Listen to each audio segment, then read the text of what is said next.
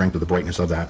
So I got it real bright, and then if I click it again, it's going to change color, no color. And you can see it actually has kind of almost a red flame, a blue flame, and then it'll go through and change colors like that. So it's really cool. It gives that great ambiance, and it does have a nice little, the diffuser comes out, so you just got basically just water in there, and it you know, kind of humidifies the air, does the things you needed to do. But this is kind of, there's no sound to it at all. It's extremely quiet. So what's nice about this is kind of the perfect thing you could have at your desk. You can sit this around your bedroom, things like that, that if you want to get that nice aromatherapy going, you know, maybe a yoga clinic or whatever, these things are fantastic. So if you're looking for a really cool diffuser with kind of a flame effect to it, pick this up, you're going to love it.